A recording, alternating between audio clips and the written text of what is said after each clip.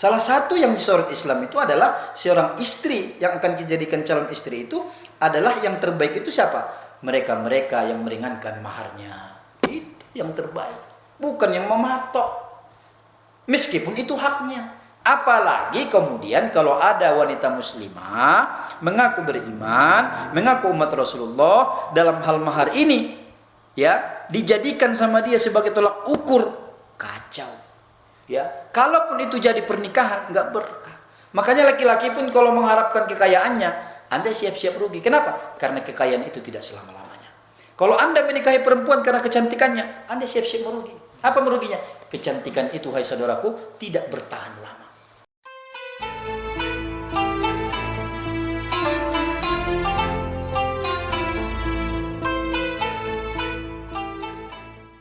Bismillahirrahmanirrahim. Assalamualaikum warahmatullahi wabarakatuh. Waalaikumsalam warahmatullahi Wassalatu wassalamu ala asyrofil anbiya'i wal mursalin sayyidina Muhammadin wa ala alihi wa sahbihi ajmain. Amma ba'd. Sahabat Umiha sekalian, kembali lagi di Umiha Channel bersama saya Aji, dan alhamdulillah kita telah bersama yaitu Ustadz Mikrat Harahap, yang insya Allah dalam sesi kali ini kita akan berdiskusi seputar agama yang disingkat biasanya disapa Islam, diskusi santai seputar agama Islam. Ya, sahabat Umiha yang dirahmati Allah Subhanahu wa taala, dalam diskusi kali ini kita akan membahas beberapa waktu lalu mungkin ya, yang lagi viral juga di beberapa sosial media, yang kita ketahui bersama bahwa ada suatu kejadian di mana undangan-undangan yang dibuat itu sudah disebar, dan pada saat hari hanya salah satu pengantin atau salah satu mempelai tidak datang ke acara akad itu. Ya, seperti itu Ustaz. Ya Ustaz, mungkin kita awali dulu ya Ustaz, dari pandangan Islam mengenai pernikahan ini seperti apa Ustaz, dari misalkan dari syarat-syaratnya, mungkin dari persiapannya secara materi maupun baik secara mental. Sebagai seorang muslim, seperti apa kita mempersiapkan pernikahan seperti itu? Ya, baik. Syukron, jazakallah khair. Alhamdulillah, wassalatu wassalamu ala rasulillah, wala hawla wala quwata illa billah. Sahabat Umiha di mana saja pun berada, mudah-mudahan senantiasa dalam perlindungan Allah Subhanahu wa taala. Amin ya Allah rabbal alamin. Tadi terkait dengan apa yang dipertanyakan oleh Ustadz Aji yang berkaitan dengan pernikahan ya. Pernikahan di dalam Islam itu adalah salah satu syariat yang sangat mulia, atau salah satu aturan yang sangat agung di dalam pandangan Islam. Tetapi kita sebelum membahas lebih jauh tentang kemuliaan dan keagungan pernikahan ini, ada satu hal yang perlu kita pahami dalam hal ini, yaitu yang berkaitan dengan fitrah manusia. Jadi kita kan semua sudah sangat memahami bahwa kita ini, manusia ini, Allah ciptakan secara berpasang-pasangan di dunia ini. Tidak hanya manusia sebenarnya, apapun makhluk Allah dan seluruh ciptaan Allah di dunia ini itu diciptakan dengan berpasang-pasangan. Saya berikan contoh, misalnya ada terang, ada gelap, ada susah, ada senang, ada bahagia, ada galau, dan seterusnya. Ada perempuan, ada laki-laki, ada siang, ada malam, dan seterusnya. Jadi itu salah satu realitas yang memang mungkin ya jarang kita renungkan begitu, bahwa kita ini di dunia ini Allah ciptakan secara berpasang-pasangan. Khususnya manusia, karena memang desain awalnya adalah makhluk Allah yang paling mulia. Jadi kita ini makhluk Allah yang paling mulia. Ini perlu juga ini sering kita sampaikan ini, karena banyak orang hari ini tidak tahu akan hal itu, sehingga ketidaktahuan akan hal itu seringkali orang menghinakan dirinya. Ya, jadi kita ini manusia ini adalah makhluk Allah yang paling mulia. Tidak ada lagi yang lebih mulia daripada kita ini. Maka oleh karena itu semenjak awal, kalau kita lihat dari aspek historisnya, bagaimana nenek moyang kita ya, Nabi Adam alaihissalatu wassalam di masa lalu itu, coba kita perhatikan bagaimana Adam alaihissalatu wassalam Allah ciptakan kan di surga. dan dia tinggal di surga. Tapi Adam alaihissalam tinggal di surga itu awalnya sendiri. Nah, karena memang baru makhluk yang pertama Allah ciptakan, baru sendiri. Kesendirian Nabi Adam alaihissalam di surga itu, kalau dalam pandangan kita sekarang ini nyaris tidak ada kurangnya, semuanya ada di situ. Ya, punya lahan berapa ribu hektar dia itu, nggak terbatas kan? Nah, semuanya ada di situ. Ya, jangankan lahan, jangankan makanan, semua fasilitas ada. Tapi dengan fasilitas yang sangat sempurna ini, ya, dengan fasilitas yang sangat sempurna ini, tetap menjadikan Nabi Adam alaihissalam tidak menemukan kebahagiaan yang sejati. Apa persoalannya? Karena ternyata Nabi Adam alaihissalam itu memang secara fitrah Allah ciptakan ada naluri kelaki-lakiannya, maka dia butuh pasangan. Nanti setelah Allah ciptakan ya Siti Hawa dari tulang rusuknya, ya, barulah kemudian begitu dia sadar, begitu dia terbangun, ada makhluk lain di sampingnya, ternyata itu nanti yang menjadi istrinya, barulah dia merasakan ketenangan hidup. Nah, jadi ini satu hal yang perlu kita pahami, bahwa memang kita ini sedari awal penciptaan, ya, nenek moyang kita Adam alaihissalam adalah diciptakan secara berpasang-pasangan. Nah, maka nanti terus turun temurun, ya, sampai pada akhirnya ke Nabi kita tercinta Muhammad SAW. Nah, akan tetapi dalam hal ini banyak manusia dalam rangka menemukan pasangannya ini tidak sesuai dengan apa yang diarahkan oleh Allah, atau tidak sesuai dengan petunjuk wahyu. Sehingga akibatnya apa? Alih-alih mendapatkan kesempurnaan dan terpenuhi kebutuhan fitrahnya sebagai manusia, justru yang terjadi kebalikannya. Kenapa terjadi seperti itu? Karena ada satu hal. Apa itu?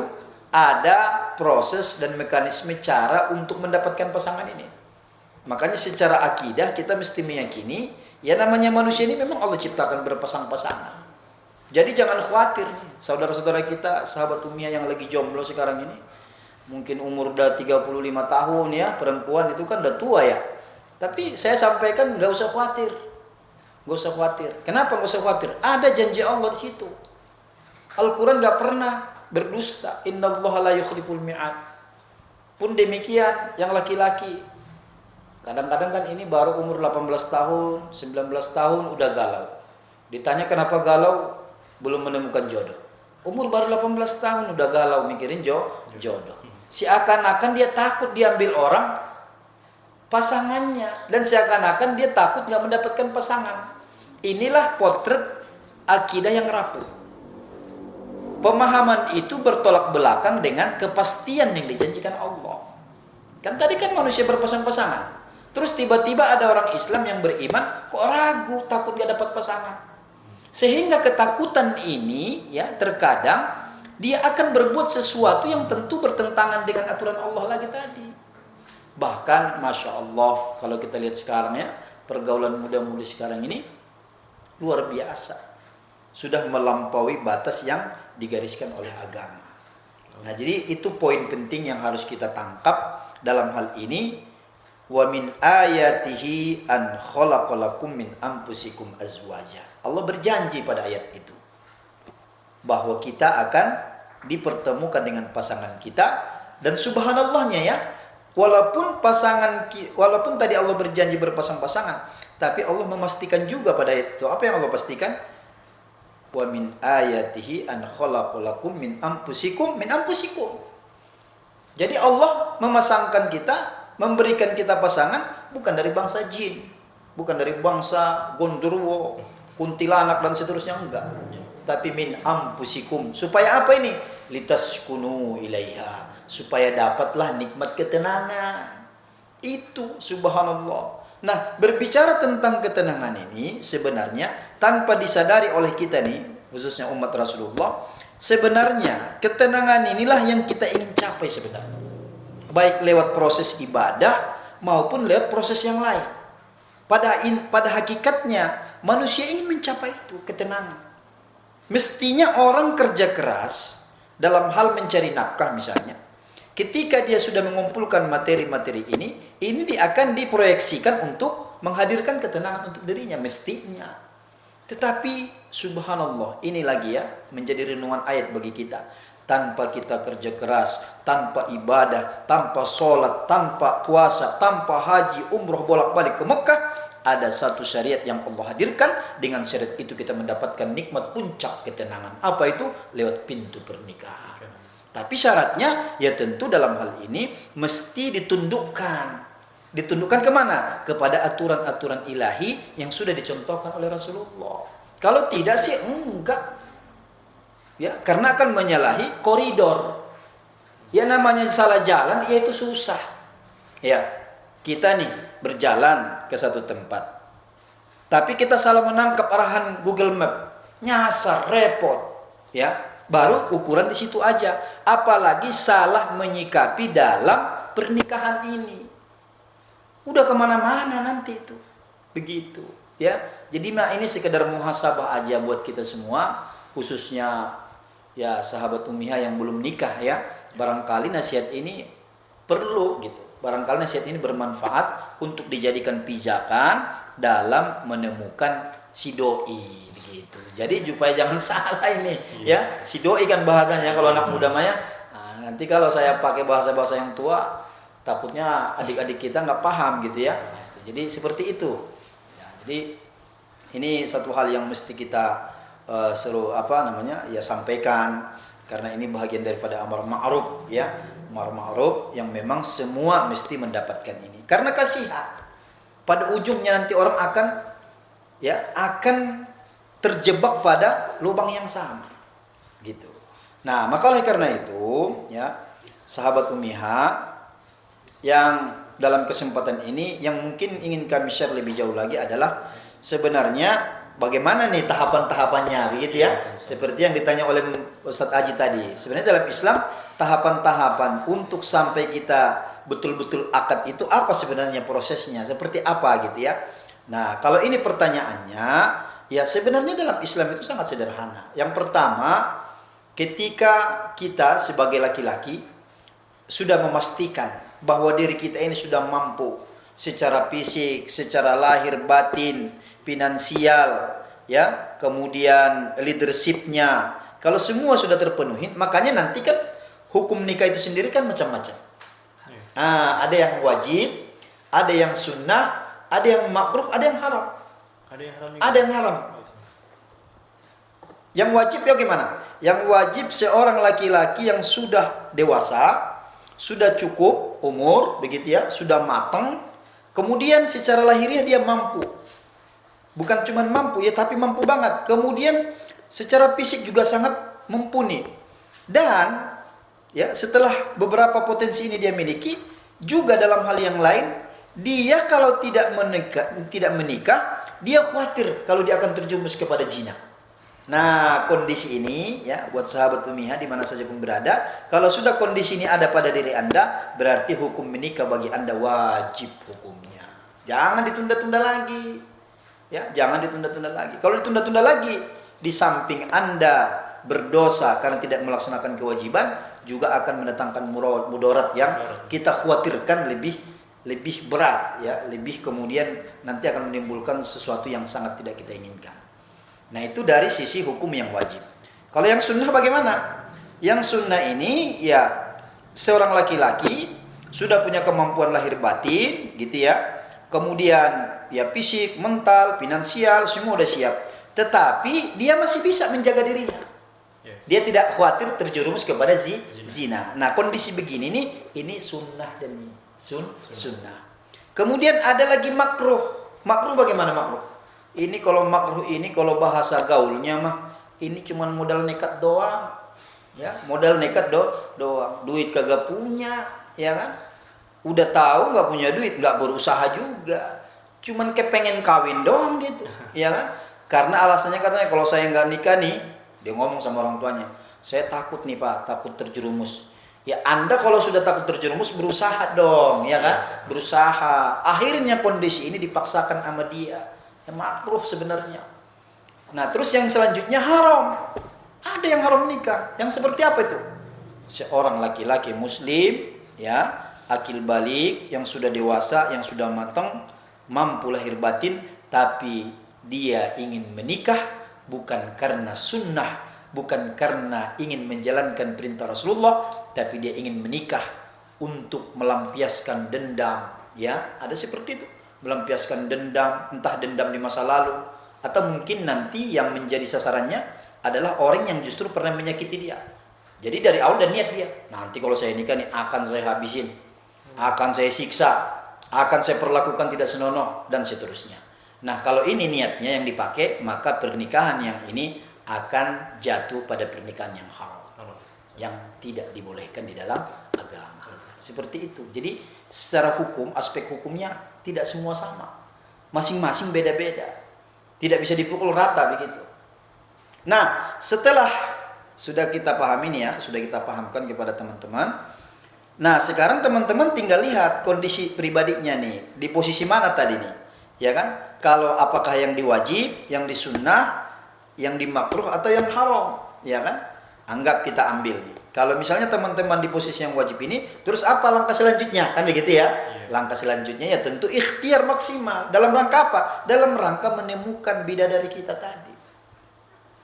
Jadi nggak bisa dengan berpangku tangan, tidur di rumah, ngurung di kamar, mengharap jodoh datang. Ya itu lagi menghayal itu namanya. Ikhtiarnya bagaimana? Nah, ini informasi yang mahal nih buat sahabat Umiha. Informasinya begini. Kalau Anda sudah dengan kondisi seperti itu, maksudnya memaksimalkan ikhtiar itu apa? Ya tentu sangat variatif dan beragam. Dan ini memang kondisional dan sangat subjektif. Artinya apa? Tidak semua orang sama dalam rangka melewati ataupun menjalankan ikhtiar ini.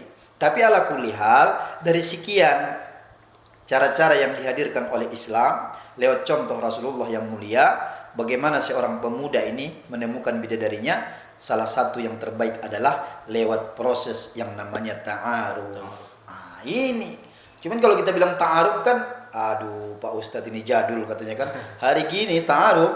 Nah, ya kan, jadi nggak berlaku juga jaring-jaring. Jadi ini proses ta'aruf ini kalau kita ingin lihat pada fakta realitas kehidupan muda-mudi sekarang ini, ta'aruf ini presentasinya paling mungkin sekitar 5% lah, paling banyak itu. Ya, dari 100% hanya sekitar 5%. Berarti apa? 95%-nya tahap awal sudah gagal. Dia tidak lewat portal itu. Jadi yang 95% ini justru dia cari lewat lompat pagar ini, Mas. Ya, lompat pagar. 95% ini. Hanya 5% tadi yang lewat pintu gerbang. Nah, kalau 95% ini lewat pagar, loncat dia. Bahkan ada dari loteng ini, dari atap. Ya. Nah, makanya apa yang terjadi? Ya patah kakinya. Loncat dari pagar, mana pagarnya ada kawatnya lagi. Luka-luka segala macam. Coba kalau dia lewat pintu utama, gerbang. Enak. Apa pintu gerbang itu? Tahap pertamanya, ta'aruf. Mungkin sahabat Umiya bertanya, ta'aruf itu bagaimana sih Pak Ustadz? Ta'aruf itu adalah kita pastikan dulu nih sasarannya, objeknya. Misalnya si Neng ini, kita udah tahu rumahnya, udah tahu keluarganya, tahu pekerjaannya, tahu agamanya, tahu pergaulannya, tahu akhlaknya. Pastikan kalau sudah cukup, datanglah ke sana dengan niat karena Allah. Insya Allah, meskipun bapaknya calon mertua galak kayak macan tutul, kalau kita niat karena Allah, itu macan bisa jadi jinak. Kalau niat karena Allah. Cuman kan mudah-mudahan sekarang begitu ya. Apalagi kalau dia udah duluan dapat maklumatnya, hati-hati lu, itu calon mertua. Kemarin aja yang disembur belum sembuh tuh katanya. Akhirnya dia mundur kan. Udah dah. Setiap ketemu WA. Setiap mau ketemu WA, telepon. Kagak mau ke rumahnya. Inilah yang kita katakan tadi, loncat pagar. Mestinya nggak begitu mindsetnya anak muda, anak mudi sekarang ini. Bagaimana? Tadi. Karena aturan apapun yang dicontohkan oleh Nabi kita tercinta, itulah aturan yang mulia. Bukan hanya mulia, tapi sangat memuliakan manusia itu sendiri. Nah, jadi lewat pintu gerbang. Masuk, sampai ke rumah. Tentu kita datang ke sana juga bersama keluarga. Jangan dibawa ke sana. Cuman seumuran dengan dia. Itu bukan ta'aruf namanya. Ya, bawalah yang tua. apakah orang tua kita, apakah abang kita, atau mungkin guru kita, bawa ke sana silaturahim. Insya Allah dengan niat karena Allah, dengan proses ini kita akan dijamu, ya, akan dijamu sama itu calon mertua kita. Terlepas jadi apa enggak, yang penting teh manis sama kopi keluar dah, ya, namanya orang Indonesia. Segalak-galaknya kalau kita datang ke rumahnya bertamu, yakin teh manis masih keluar segalak-galaknya mah, ya. Itu orang Indonesia itu. Alhamdulillah, ya kan? Iya, masih ramah. Nah, jadi oleh karena itu ini salah satu tahapan yang pertama. Kemudian sahabat Ummiha di mana saja pun berada, khususnya adik-adikku, coba perhatikan. Setelah sampai pada tujuan, lalu apa yang harus kita lakukan? Setelah sampai di sana, maka proses ta'aruf ini bukan hanya sekedar pandang memandang. Subhanallah, Islam betul-betul menghantarkan kita pada sesuatu yang memang menjadikan kita nyaman. Lalu ketika kita bertemu dengan keluarga pihak perempuan ini, nanti di sana baru ngobrol. Kalau di pojok sana ada 3 orang calon bidadari bersama keluarganya, kita pun demikian di sini ngobrol. Apa yang diobrolin? Dalam hal ta'aruf ini yang diobrolin memang gak banyak-banyak. Dan gak ada yang namanya di sana mengumbar cinta segala macam, enggak. Pertemuan itu hanya coba mempersamakan visi misi. Coba mempersamakan visi misi. Jangan-jangan gak sama, kan itu. Setelah itu bagaimana? Nah, baru nanti ada namanya, kalau sudah sama nih, persepsi udah dapat, udah yakin satu visi misi, terus selanjutnya bagaimana? Baru tahap selanjutnya dalam ta'aruf itu ada namanya sesi najor. Najor itu apa najor? Najor itu kalau bahasa Arabnya memandang. Nah, tapi memandang bukan sebarang memandang ini. Karena memandang dalam Islam banyak bahasanya. Ada ro'a. Ro'a itu melihat juga, memandang juga. Cuman kalau ro'a ini sekelebet dah ya, kayak orang Betawi bilang tuh. Sek gitu sekali aja. Itu ro'a. Nggak boleh. Dalam proses ta'aruf nggak pakai ro'a. Kalau pakai ro'a, rugi Anda. Rugi. Terus bagaimana? Pakai najor nih. Najor ini apa nih? Pandang. Pandang maksudnya gimana? Dipandang, benar dipandang, dilihat. Makanya beberapa ulama itu banyak yang mereka ijtihad hukum dalam nazar ini. Ada yang mengatakan boleh, nanti Anda boleh minta tuh calon istri Anda, tolong dong Neng buka sedikit ini tangannya. Ya kali di luar mulus putih, di dalam belang ya kan? Perlu juga dilihat gitu. Bukan berarti kita untuk rofas, bukan. Tapi hanya ingin memastikan. Ya, bahkan ada ulama itu kalau misalnya dia bercadar, buka cadar. Begitu. Tapi itu nggak lama juga lah. Kan di situ juga ada orang tuanya, juga ada orang tua kita. Nah, setelah ini selesai, udah nggak banyak-banyak lagi. Beberapa hari kemudian tinggal menentukan komitmen kapan akad nikah. Ya, ada yang kemudian diawali dengan khitbah namanya, meminang. Ya, ini kalau kita mau apa namanya sedikit repot ya begitu dah ya, tapi dalam Islam itu sih nggak mesti begitu. Bahkan di najor itu kalau sudah ditentukan, sudah pas, sudah cocok semuanya, udah khitbah langsung bawa cincin tunangan, ya kan, nggak usah banyak-banyak, ya kan, yang penting ada, ya ada, ya, jangan ngikutin film-film dah, kupinang kau dengan bismillah gitu kan, ya. Kalau calon istri kita memang mau, ya kalau dalam hal ini memang bagaimana pandangan Islam istri yang baik itu. Salah satu yang disorot Islam itu adalah seorang istri yang akan dijadikan calon istri itu adalah yang terbaik itu siapa? Mereka-mereka yang meringankan maharnya. Itu yang terbaik. Bukan yang mematok. Meskipun itu haknya. Ini teman-teman, mahar itu di dalam Islam memang hak perempuan. Memang hak perempuan. Tapi Anda harus ingat, Kanjeng Nabi kita, para sahabat, para orang-orang terdahulu yang mulia itu dalam hal seperti ini, dalam hal urusan mahar ini, tidak ada cerita dia menyusahkan calon suaminya, nggak ada cerita. Apalagi kalau sudah agamanya cakep deh tuh ya, itu mahar mah belakangan ya. Memang mesti ada, tapi ini bukan menjadi tumpuan seperti kita hari-hari ini. Subhanallah ya, seperti di kampung saya misalnya, proses mahar ini luar biasa. Saya seringkali merenung apa yang saya lihat fakta realitas. Itu ada, misalnya kalau si perempuan ini katakanlah di kampung itu anak terpandang, wah itu nggak sembarangan itu, nggak sembarangan itu. Kalau ibarat sekarang itu ya, kalau dia nanti anak terpandang minimal 25 juta, itu disebutin tuh sama dia, iya kan? Walaupun misalnya dia ngomong nggak apa-apa dah bang, tapi tersebut itu 25 juta.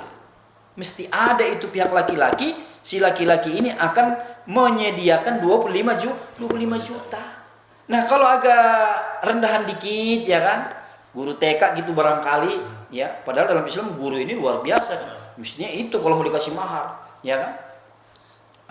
Agak di bawah sedikit. Ala kulli hal, proses yang suci ini hari ini nyaris dikapitalisasi. Tuh jadi bahasa keren itu ya. Kapitalisasi apa tuh?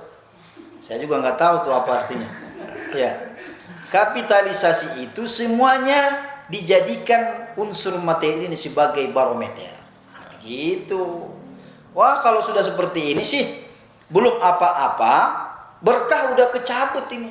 Ya, belum apa-apa keberkahan sudah nggak ada. Makanya tadi saudari-saudariku, sahabat Umiyah, ya, perempuan-perempuan, kalau Anda ingin dipandang Allah dan Rasulullah sebagai perempuan calon istri yang terbaik, ringankan mahar.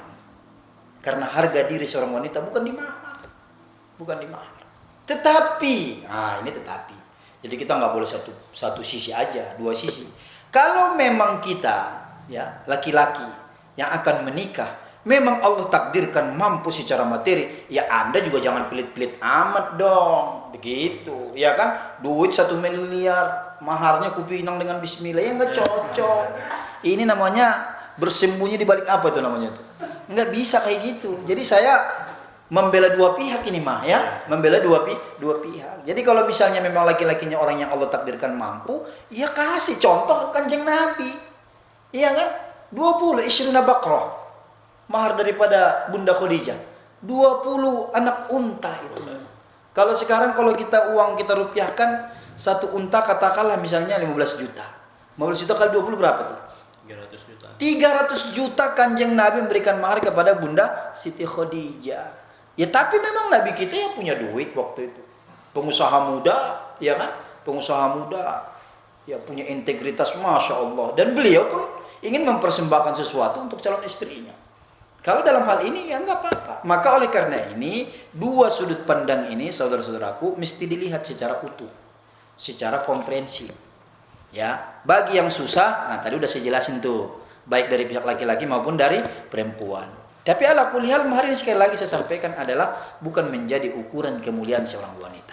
Itu yang perlu dipahami. Apalagi kemudian kalau ada wanita muslimah mengaku beriman, mengaku umat Rasulullah dalam hal mahar ini, ya, dijadikan sama dia sebagai tolak ukur, kacau. Ya, kalaupun itu jadi pernikahan nggak berkah. Makanya laki-laki pun kalau mengharapkan kekayaannya, Anda siap-siap rugi. Kenapa? Karena kekayaan itu tidak selama-lamanya. Kalau Anda menikahi perempuan karena kecantikannya, Anda siap-siap merugi. Apa meruginya? Kecantikan itu, hai saudaraku, tidak bertahan lama.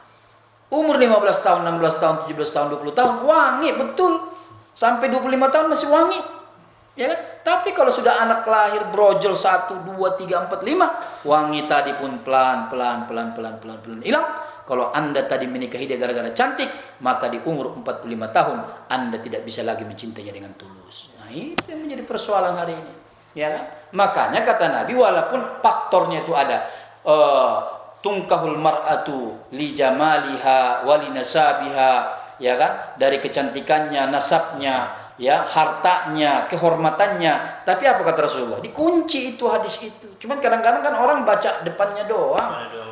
Dikunci itu apa kuncinya? Fazfar bijatiddin taribat yadak. Begitu kuncinya. Apa itu?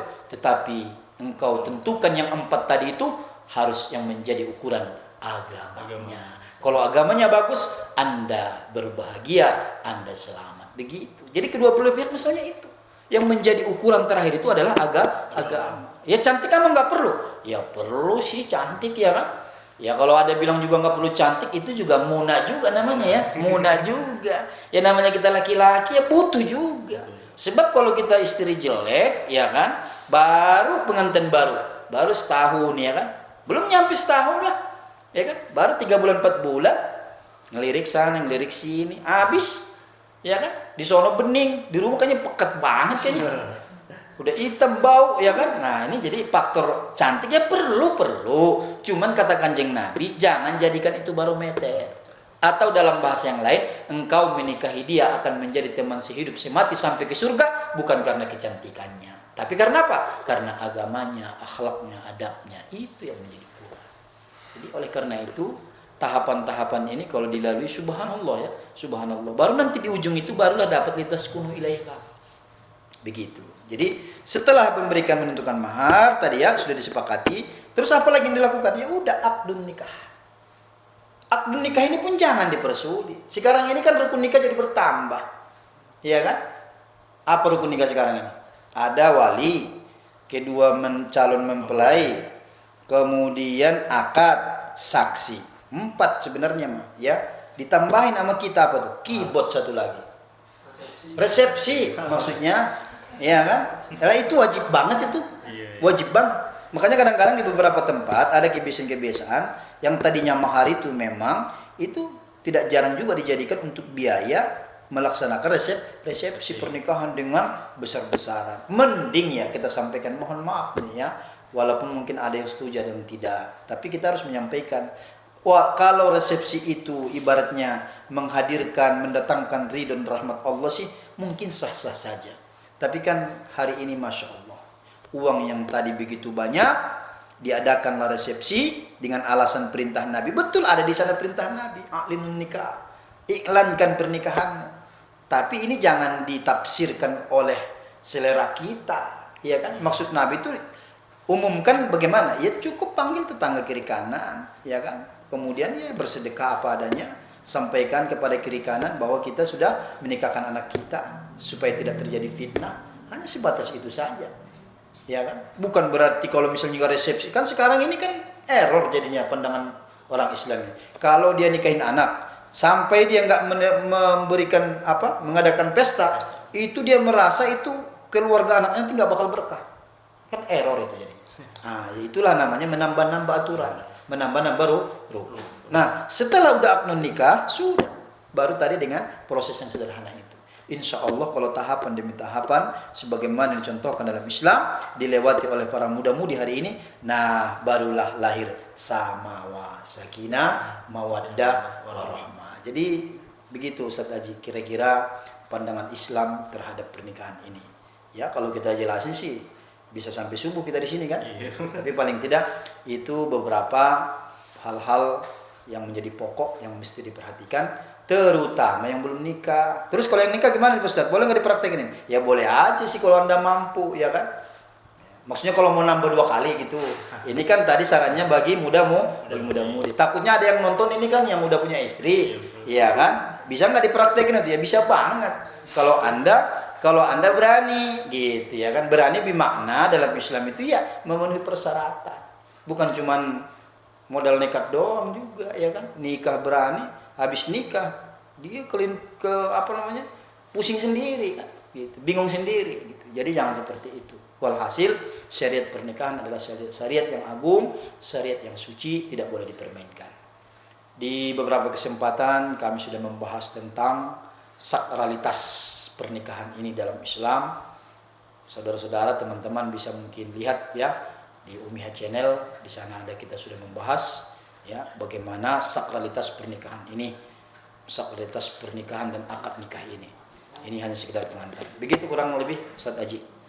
Ya, syukur jazakallah Ustaz atas penjelasannya ya. Tadi mulai dari fitrahnya pernikahan dan dari syarat dan rukunnya sampai dengan hukumnya pernikahan itu seperti apa di dalam Islam.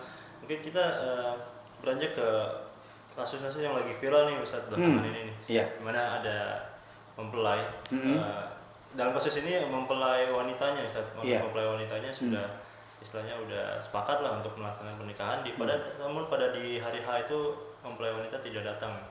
Sedangkan mempelai prianya sudah mempersiapkan acara buat akad sampai dengan resepsi. Dalam pandangan Islam seperti apa Ustaz itu?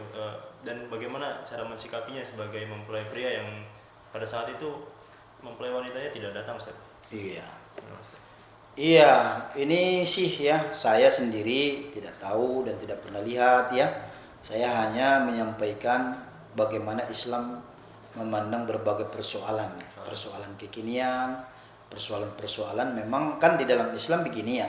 Seluruh seluruh apa yang ada di alam semesta itu, ya apapun, baik itu yang berkaitan dengan perbuatan, berkaitan dengan benda, berkaitan dengan hal apa saja, semuanya itu menjadi objek yang akan dihukumi Islam. Nah, itu satu hal yang harus kita pahami. Jadi bukan di luar itu justru yang mengatur Islam. Tapi semuanya yang tadi saya sebutkan tadi itu mesti tunduk kepada Islam. Jadi Islam yang mengatur. Ya, ini kan sekarang ini banyak orang yang tidak tunduk kepada aturan Islam. Padahal secara fitrah, ya wabil khusus kita yang sudah bersyahadat, yang beriman nggak boleh sebenarnya seperti itu. Nah, adapun informasi yang disampaikan Ustadz Aji, ya itu luar biasa ya. Kasus itu kasus yang sangat luar biasa. Mungkin ulama pun belum kepikiran tuh, iya kan? Saking dahsyatnya dia, kok bisa begitu ya? Nah, tetapi begini saja, kalau misalnya ada kasus-kasus yang sama seperti itu, bagaimana dalam pandangan Islam? Tadi kan kita sudah menyampaikan bagaimana syariat pernikahan adalah syariat suci, nggak boleh dipermainkan. Apalagi hanya sekedar materi, pertimbangan materi. Kalau misalnya itu perempuan nih, katakanlah mau perempuan yang yang menggagalkan, mau yang laki-laki menggagalkan, itu hanya boleh terjadi di proses khitbah. Kalau khitbah masih boleh. Makanya kalau misalnya nih Ustadz Aji mau mengkhitbah seorang akhwat, terus dengan janji nanti tahun besok, ada jeda setahun 2 tahun lagi. Setelah waktu berjalan, Ustadz Aji kayaknya pindah ke lain hati dan ya ketemu sama yang lebih mantap. Walhasil 2 tahun yang dijanjikan dengan pihak perempuan dan keluarganya berjalan setahun, Ustadz Aji pindah ke lain hati. Boleh nggak dalam Islam dibatalkan? Boleh saja. Tidak berdosa kita membatalkan itu. Makanya tapi kita harus fair, harus gentleman menyampaikan alasan-alasannya. Makanya wanita yang dikhitbah itu dalam Islam nggak boleh menerima khitbah yang lain dari pria yang lain.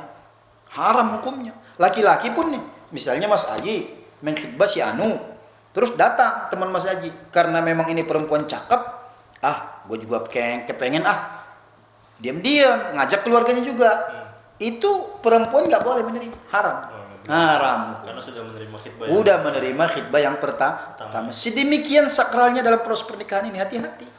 Itu baru khitbah. Tapi meskipun demikian memang kalau dipandang nanti ya akan menimbulkan mudarat, salah satu pihak nih, mau perempuan maupun laki-laki. Saya tidak berangkat dari kasus sana, tapi saya ingin menyampaikan ini akan mungkin terjadi ya di berbagai kesempatan dan pada siapa saja pun. Kalau misalnya dalam proses khitbah ini ada sesuatu hal yang memang kita betul-betul sudah nggak bisa melanjutkan, udah sampaikan, batal. Kalau masih tahap ini ya nggak apa-apa. Nah, terus bagaimana kalau kemudian dalam proses khitbah sudah sampai hari haknya, tapi belum akad. Ya, belum akad. Ada salah satu pihak membatalkan. Bagaimana dalam pandangan Islam? Ya secara hukum sih nggak apa-apa. Cuman tadi ya dapat dosa di pemutusan khitbah ini. Mestinya ketika kita ingin memutuskan khitbah, ya kan? Itu tadi kan secara gentleman lah. Kalau bahasa kita maya baik-baik dibicarakan. Cuman kalau tidak ada pemutusan pertunangan, bahkan sudah disepakati sampai ke jenjang pernikahan, hanya tinggal nunggu hari haknya, salah satu pihak membatalkan, dosanya nggak ketulungan. Ya, karena begini dalam prinsip Islam. Sekarang jangankan mengecewakan 100 orang, 200 orang, ngecewakan 1 orang saja itu dosanya akan kita tanggung. Makanya hadis Nabi, orang yang mublis, yang bangkrut itu nanti hari kiamat, siapa emang? Bukan yang nggak punya duit, bukan yang nggak sholat, bukan yang nggak zakat, bukan yang nggak haji. Semua dia kerjain. Tapi kenapa dia bangkrut? Ketika dia datang membawa pahala haji, puasa, sholatnya, ternyata hidupnya ketika di dunia pernah dia menyakiti dan mengecewakan 1 orang. Dituntutlah dia. Dituntut. Kalau 1 orang, kalau 10 orang, 100 orang, 200 orang yang banyak pahala ini tadi, ketika datang banyak yang menuntut, diambil pahalanya. Allah juga adil. Diambil pahalanya ini orang yang banyak tadi banyak itu, dikasihlah sama yang menuntut. Diambil. Walhasil habis pahalanya. Yang menuntut masih ngantri. Ngantri. Akhirnya bagaimana? Ya sudah. Pahala sudah nggak ada, tuntutan masih banyak, cabut lagi tuh, nyemplung ke neraka. Faturiha finnar. Begitu dalam bahasa Islam. Jadi hati-hati. Jadi bukan persoalan sepele dan bukan persoalan yang gampang. Bukan persoalan di dunia saja. Cuman memang sekarang sih ya kita juga ngelus dada juga kadang-kadang. Kenapa sekarang orang hari ini berani? Kenapa sekarang orang hari ini tidak mau diatur oleh Islam? Salah satu faktornya adalah dia memandang dunia ini adalah segala-galanya. Dia memandang dunia ini adalah akhir dari segalanya. Dan dia gagal melihat ada kehidupan sejati setelah kehidupan kematian. Inilah kebanyakan menjadikan manusia tidak bisa terikat kepada aturan Allah dan aturan Rasulullah. Jadi kita nggak membahas jauh-jauh deh. Coba direnungkan. Begitu ya, direnungkan salah satu tadi itu. Apalagi kalau persoalannya bukan persoalan yang memang dibolehkan dalam Islam. Seandainya ada masalah, misalnya tadi dalam mulai pernikahan mulai khidbah baik-baik terus dalam perjalanannya memang salah satu pihak nih, entah itu dari perempuan dan laki-laki, dapat informasi A1 tahu A1 kan? Ya, Valid apa? Ternyata salah satu pihak misalnya sudah pernah katakanlah sudah pernah punya pasangan atau sudah pernah menikah bahkan, tapi dalam perjanjian itu dia tidak mengatakan itu. Nah, kalau itu Islam masih membolehkan, tapi tetap dengan cara baik-baik. Bukan berarti udah mau gol langsung kabur, enggak begitu. Ya, seberat apapun persoalannya tetap namanya musyawarah. Ya, begitu. Bukan berarti kita jebakan Batman, enggak. Kalau itu sih konyol namanya, ya, konyol. Ya, jadi itu. Jadi bukan berarti memang tidak ada faktor-faktor yang membatalkan khitbah tadi kan tadi sudah disampaikan. Ada, tapi meskipun ada, kita mendapatkan A1 beritanya bahwa salah satu pihak nih, entah perempuan atau laki-laki, wah, kalau memang begini saya nggak bisa melanjutkan. Karena dia pelaku maksiat, misalnya. Ya kan? Udah saya batalkan. Boleh, tapi dengan cara yang ma'ruf. Dengan cara yang baik. Dengan cara yang baik, tidak sembarangan, ya. Jadi itu mungkin nasihat buat kita semua, buat anak-anak kita yang menjadi renungan bagi kita ya, bahwa dalam hal ini bukan persoalan di dunia saja, tapi semua apa yang kita lakukan di dunia ini akan terbawa nanti ke hari kiamat dan disidangkan di hadapan Allah Subhanahu wa taala. Begitu, Mas, kurang lebihnya. Ya, syukur Ustaz. Mungkin yang sama-sama kita tahu Ustaz ya, untuk pernikahan ini adalah ibadah terlama ya bagi orang muslim. Iya. Mungkin Ustaz bisa jelaskan secara singkat hikmah pernikahan itu apa aja Ustaz? Iya, tadi sudah saya sampaikan di awal, di antara hikmah terbesar pernikahan itu adalah di mana lewat pintu pernikahan ini manusia mendapatkan ketenangan. Dengan apa? Ya dengan adanya pasangan tadi. Bagaimana nenek moyang kita, kakek moyang kita Adam alaihissalam, meskipun dia dikelilingi harta, dikelilingi segala-galanya, tapi ketika pasangan gak ada, galau, bengong sana, bengong sini, mau kemana ini ya? Begitu. Nah, itu salah satu hikmah. Ditambah lagi nanti hadirnya buah hati, belayan jiwa anak-anak. Itulah yang menyempurnakan ketenangan dan hikmah besar daripada pernikahan. Melanjutkan cerita di masa-masa yang akan datang. Maka kalau di adat saya itu orang Medan itu mesti dia punya anak laki-laki. Supaya ada penerus begitu ya. Ya meskipun sebenarnya sama aja, laki-laki sama perempuan kan. Kadang faktanya perempuan yang lebih sayang kepada orang tua begitu. Jadi itu kurang lebih hikmah besarnya ya. Tentu tadi ya masih banyak mungkin dalam pandangan-pandangan yang lain, ulasan-ulasan yang lain, tapi mungkin insyaallah mudah-mudahan cukup ya apa yang saya sampaikan, apa yang saya jelaskan. Ya semoga bermanfaat dan ya, semoga bermanfaat, semoga bisa diamalkan dalam kehidupan kita sehari, khususnya yang belum nikah. Begitu Ustaz. Ya, syukron jazakallah Ustaz Mikdad atas semua penjelasannya pada sesi kali ini ya. Ya, sahabat Umiha yang berbahagia, alhamdulillah kita telah sampai pada penghujung acara di sesi kali ini. Ya, mungkin kita tutup dengan doa kafaratul majelis Ustaz. Ya. Subhanallah wa bihamdika asyhadu an la ilaha illa anta astaghfiruka wa atubu ilaik. Sahabat Umiha, sampai jumpa di sesi selanjutnya di Umiha Channel. Assalamualaikum warahmatullahi wabarakatuh. Waalaikumsalam.